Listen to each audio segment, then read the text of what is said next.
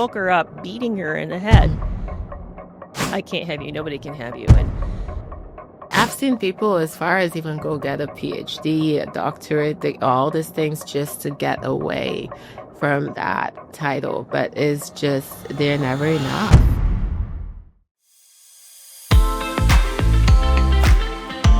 The first piece of advice we give to survivors when they tell us that they're in a bad relationship is that they need to leave.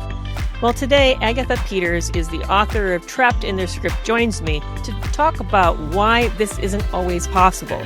She is a Nigerian American who is a psychotherapist here in the United States and who sees that leaving is not sometimes a victim's possible option. Thank you so much, Ágatha Peters, for joining us today. I am excited about your new book, Trapped in Their Script. Even the title is fascinating. The subtitle is great, Reclaim Your Life from Narcissistic Parents and Cultural Expectations. How did you get interested in writing this book? Tell us a little bit about yourself. Well, thank you, Dr. Curry, for having me. It's such a pleasure. I'm glad we finally connected. So regarding my book, a lot of my clients deal with this on a daily basis, from different cultures. I see clients from West Africa, Asian cultures, Middle Eastern, so many. And this topic keeps coming up, and how difficult it is to leave when, especially if they're still in the home. How do they still deal with it? A lot of my clients that struggle with parents that are they're living with or that are narcissistic. And I've also experienced that on my own. So that would you say, because here's one of the things I noticed when I lived in another culture myself, is that we don't always identify illnesses or conditions in the same way. Sometimes it's framed in a radically different way. Like, for example, I've seen cultures will frame anxiety as a sickness. They'll say they're ill, and when they're really nervous. Mm-hmm. So how is narcissism recognized in the different cultures that you've worked with? I don't think it is, really. You don't think it is? I don't think it is. Oftentimes I have to educate my clients around what they are experiencing, and it all of a sudden makes sense. So I don't tell them, really. I go through a checklist. Is this, sort of how we would do with, depression or those kinds of things, those kind of mental health diagnosis. So I go through a checklist, and if they, everything is like, oh, yes. Yeah. And then just keep going. And all of a sudden they said, well, what's that? What is that called? Because that's what's happening. So it's not named in the way that we do in Western culture. And, it's an eye opener for my clients when they finally get that acknowledged. Yeah, because here's the thing. I mean, when I didn't know what it was, and here I'm a clinical psychologist, and I knew what narcissistic personality disorder was, but I didn't know it had an impact on me in the relationship. So here I am. I'm just thinking, this is a difficult relationship. This is a difficult person, not identifying that it's making me sick and affecting me. I know that I just personalized it. So how do you see that get played out? Is that the same thing happening with these individuals? They're personalizing it? Yeah, so that's why they come to therapy. It's my fault. I want to fix it. I want to fix me. Yeah. So, and when we start to look more into it, it's the person in their life. They show up at home and they can't study. They are nervous. Their anxiety is up the roof. They feel more depressed. They cannot fail. They walk around eggshells, for lack of a better word. They're constantly in fear. And it's almost as though, too, they don't want to believe that person, especially when it's a parent, right? Like, that person is not capable of loving them the way they expect love to look like. So that's also, it takes a lot to even get to that, even though they check all the lists and all of that things to actually accept it. Because I'm sure for you too, like if you've experienced abuse, it's hard to even acknowledge that it's that individual's problem.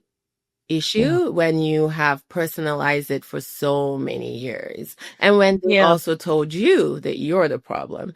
And then with this too, the community might also stand behind that. Um, Yeah, there, especially with parents. Like I've heard things like, "Well, you only have one mom, or only have one dad, or they won't be around for forever, yeah. or everybody does the best that they can." Hmm. There's a lot of things that we throw at people who Hmm. have suffered with very difficult parents. And I think the other thing, though, is that I was thinking when you were saying that is that you're right. When we're the toxic individual or the pathological individual pathologizes you for having a reaction to their behavior. And the culture, and I think a lot of communities do that too. They see you as the difficult one. They see you as the obstacle, Hmm. not the dynamic or not the individual causing the problem. It's amazing to me, I guess is really what I'm trying to say Hmm. in a really long way, Hmm. how often we collude with predators or assaultive or abusive behavior. Yeah, it's quite scary, but I think what helps me understand this a little bit more is they are a different way oftentimes in those communities, right? So maybe they are the helpers, maybe they are the pastors, maybe they are, Yeah. they often, have a target individual, and oftentimes it's their children. So no one gets to see what that child is truly experiencing. No one gets to see what someone in a marriage is experiencing when the doors are closed and it's just you and that person. So they might see a narc, which we often know is mask, right? So when they get out in that community, they look great. So how do you even compete with that when they're showing their perfect self out there? Yeah. And you can't. It's really, and oftentimes my clients want that. If they can be so good to those people, then it must Right. be me then, right? Right. It Right. must Right. be me. And it's so hard. It's really it causes so much wound because you want to get to that part where you say, well, I want them to be like that. That's truly who they are, but it really isn't that they spend hours out there. They spend, you know, almost your whole life with you. So that's the true self is the Right, one right. the Because doors I'm are thinking back to that mother-baby dyad, that closed. where the self gets formed, in the sense of self is a mother treats the infant in a safe way, in a Hmm. loving way. It Hmm. shows up. The infant says, "Oh, I'm good. I'm lovable. Yes, I'm validated. I'm yes, seen." yeah. So when you think about that dynamic going wrong, let's just pick on mom for a moment. Hmm. It's not exclusive to mom. Hmm. Dads are just as Oh important in yeah, different ways, yeah. but Hmm.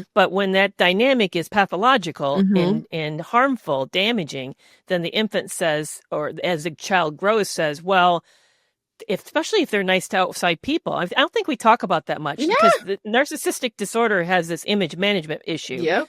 They're always protecting their reputation and their image.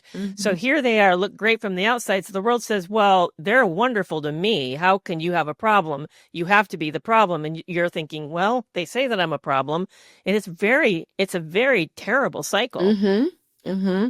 And then the other thing I was thinking of, that the earlier point that I was trying to make that I kind of lost the thread on, was then you've got the culture defining abuse. I know for me, Yeah. in the relationship I was in, he never struck me. He never called me a bad name, Hmm. and he rarely raised his voice. Wow. And I think the worst thing he ever said to me was, "You're an overweight middle-aged woman." Which to me was like, okay, that's truthful, Yeah. but yet it was I Super. was terrified. Hmm. I hadn't felt that kind of level of fear in my life since a much earlier terribly abusive situation. Yeah. The fear was off the charts. I felt gravely at risk with this individual. So here we have like, well, but did he yell at you? No. Did he call you a name? No. Mm. Did he touch you? No. But yet I'm in Yeah. great fear for my life. That sounds familiar. It's almost as though, a majority of these individuals, when you have a parent that, is a narc, you almost often end up dating one in your life at some point. Mm-hmm. So yeah, and the relationship aspects of things, mine looked good on paper. You couldn't say a Yeah. doctor was bad, right? Yeah. Just, Right. how do you argue with that? They save lives, really. So Yeah, but then again, when you're by yourself and the doors are closed, it's just you, and they know how to appear to look, pleasant, and for people to respect and love and care. But that is just again a few hours of their life, and when their target is just alone with them, you suffer a great deal. Right. Do you think this may not a fair question to ask you because I'm putting you on the spot. Do you think the rates of narcissism is consistent across the world? Oh, I think Or do you so think much more in these some cultures. countries are more ill than others with it? I think it's so much more in this cultures because again, there's the obligations, the loyalty is so ingrained in us growing up. It's collective. It's community, individualistic. It's, you kind of fend for yourself. If you don't like it, you leave, whatever. It's much more different. So therefore a narcissist can feed into that so much more. And where, they require blind loyalty often. And the culture Yeah. also expects that, like you obey your parents, you do what same as perhaps even you heterosexual couples often, and you're supposed to do what your man tells you to. You care, you there's a certain way a woman is looked at, is to take care of the home, to do this, to do that. So that circle really, because of that collectiveness, because of how the culture is created, it can narcissists feed that. It's almost a stomping ground for them. That's interesting. Yeah, because I can see that. And I was thinking as you're saying all that, I wonder when in cultures that have more egalitarian roles versus the cultures that are more hierarchical or patriarchal, how if it's much worse in the hierarchical societies than it is in the more egalitarian societies. Yeah. And then the other thing I was thinking about is that we don't often talk about how not just the person or the relationship gets sick, but the system gets sick. The systems can become narcissistic. Yeah. Governments, all of those things. Like, exactly. Yeah, like healthcare systems, government. absolutely. Yeah. Do you know who I am? Is very much so used where, who I am is very important. So you respect me, so that's their sort of line. And yeah, there, as you talk about that, I think about, which I write about in my book a lot, is the authoritarian role. It's how I typically, and, can differentiate it in these cultures. A lot of our upbringing, a very rigid, authoritarian sort of way of upbringing. And, that is often typical. So, but with as adults, as children get older in age and become adults, that authoritarian role shifts for the parents, and they become more authoritative. They're more flexible. They're more lenient. They're more understanding.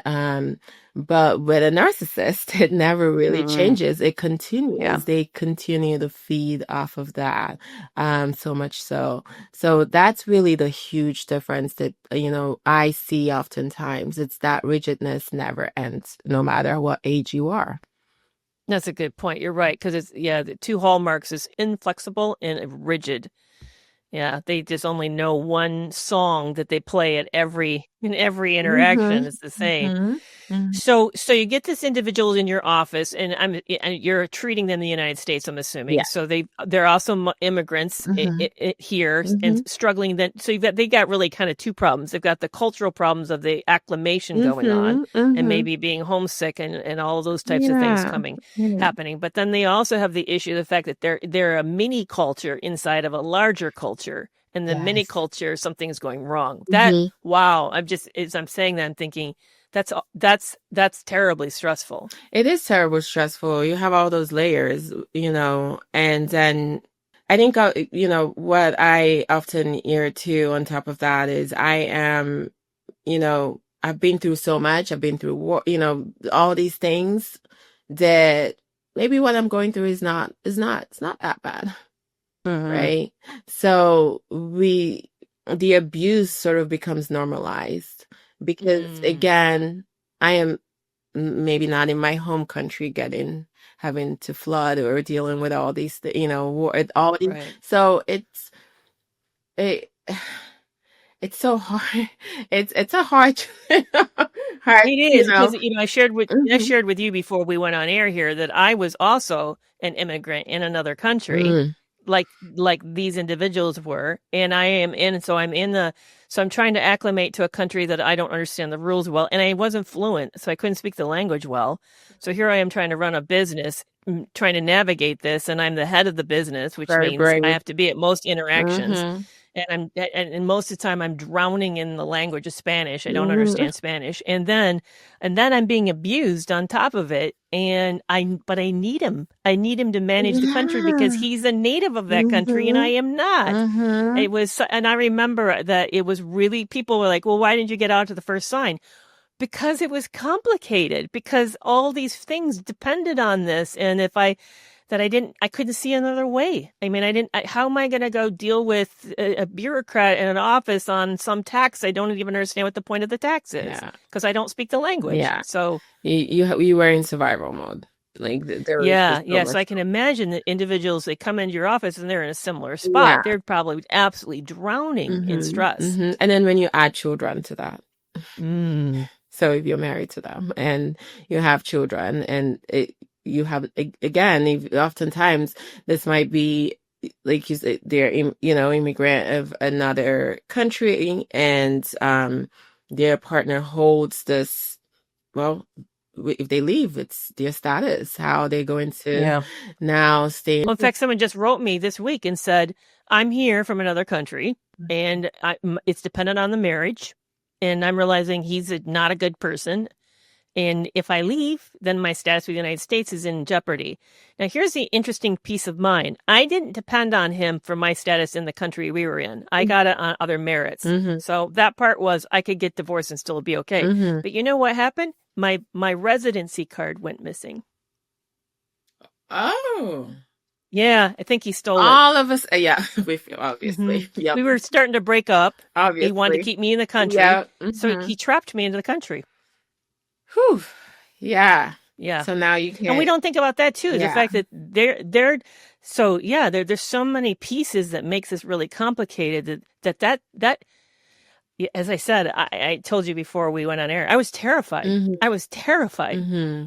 because there were so many things that were working against me. Yeah, and I can imagine being a foreigner in a land that isn't, people are going to back him up versus Right, you. So, right. and then being a female body, like there's just so much. Yeah, and for me, being white there was a negative. I knew they were going to side against me because I was seen as a rich white woman who's entitled. And so even though I may be right, they're going to say, no, you're not right. He's right. Yeah. I mean, it was awful. There's so much. There's lack of resources in these, in this community. If you're there, there's just lack of resources, lack of understanding women in that sort of way. Talked about religion stacks against it. There's just so many. There's we've had it worse. We stayed. There's so many things, but I think just expecting someone to leave is just really dismissive of. Yeah, while I was there, this horrible situation. I've never talked about this before. A horrible situation happened. My massage therapist was a Russian.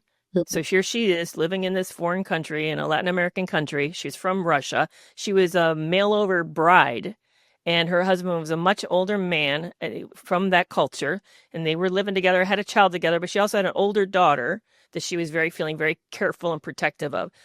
And the marriage wasn't working. Mm-hmm. It wasn't going well. And so she started to kind of live as roommates and doing her own thing. And one night he attacked her in a lethal way. He attacked her. And she ran out, very obviously injured, screaming for help. And she said, I know all the neighbors were home and nobody stepped out. Yeah. And then she said the police showed up and they took his side. And then she said, and now I'm in this country with a daughter who actually is from another country, but a son who's of this country. And I'm being compelled to stay because my son, I can't take him. I can't leave the country with him. And it There's was so many of horrific. those stories, yeah. So I know it was brain horrific, within and you them. know, and he didn't kill her, but what he was doing was a lethal attack, Hmm. and it also, by the way, it's permanently scarred her face. I mean, Hmm. he was hitting her in the head and the face, Mm. so she had massive amount of stitches. Hmm. It was tragic situation. Yeah, there's a time in my country where acid too, like yeah, throwing acid on someone's face. If I can't have you, no one else can. Yeah. And I think he must, you know, I think that's what, I don't remember what she said. She said he was screaming at her.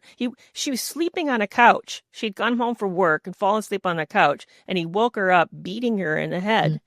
And he was screaming at her. And I mm-hmm, think that's what he was saying. He's like, if I can't have you, nobody can hmm, have you. hmm, And she just said, you know, she goes, the walls were paper thin. I know my neighbors heard me. And then she goes, I ran out into the street, and there's, you know, just blood pouring down her face. And she said, nobody helped me. Nobody would help me. And it goes, and now I'm stuck in the country, and I'm, you know, battling for my custody of my kids. And yeah, so here's a question for you. What percentage of the people that you see actually have the ability and the resources to actually leave? Is that a frequent problem? I think in the US there is more resources. And the fact that they even show up in therapy tells me they they're in a place where they want to recover and they want Mm-hmm. to get out. In other countries that, where there are less resources, it's much more difficult. It's just, yeah, men being that hierarchy, all those things. And it's really, you become dependent on this human being. Yeah. And the only thing I often hear is I pray I marry a good man, right? Like, or I marry, Mm. because that's all you're left with is, Mm. especially if you don't have education, but even if you do, maybe you were told not to use it at some point, and motherhood, you should put that first and just be home. Yeah. So you're really trapped in these situations where it's hard to get out. It really is. And that mentality of your wife, you please your partner. I think, a lot of Westerners don't, it's really, we are getting to the point of it, women are more free. We can go out, so we can do these things. So when we're, oh yeah, just leave if you can't stay. Right. It's not so in so many. And oftentimes my clients they still come in with that mentality and that structure, what they grew up knowing, and Right. wanting Right. to make it work.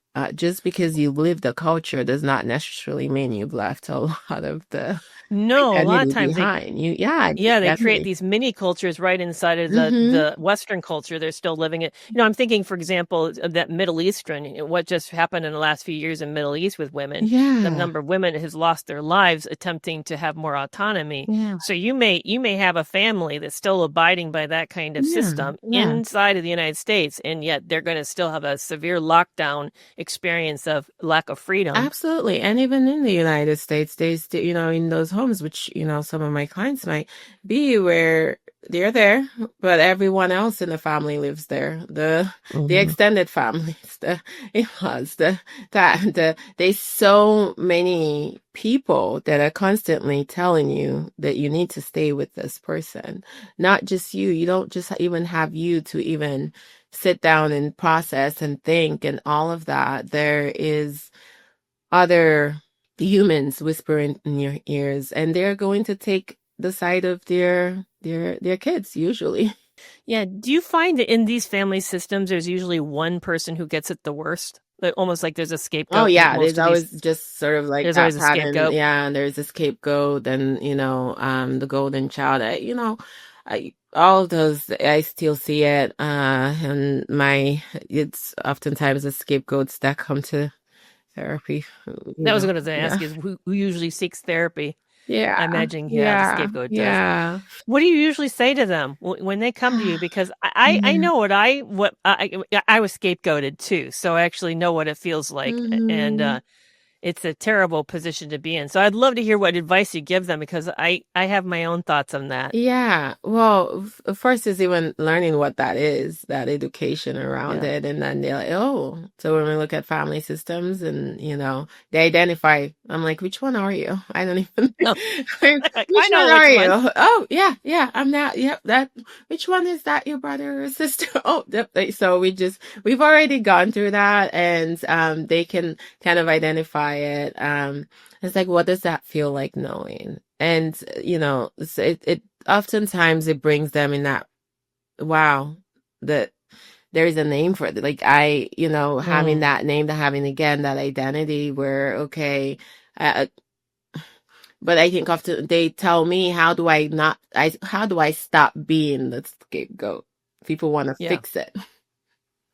Well, yeah, there's the hard part I find is that you're not going to get out of that role. No, it's just, you're the one with the least amount of power, so you have no ability to sway or leverage anything unless somebody with a lot of power in that system decides to fall favor on you. But usually that doesn't happen. Usually it's so bad, everybody knows that you start to side with that person, you're going to join them. Yeah, and I've seen people as far as even go get a PhD, a doctorate, all these things just to get away from that title, but it's just, they're never enough. It's brutal. It's really my advice is leave the system and start your own.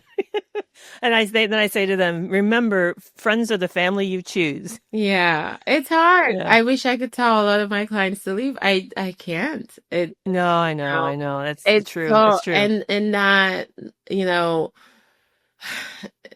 and I get the culture.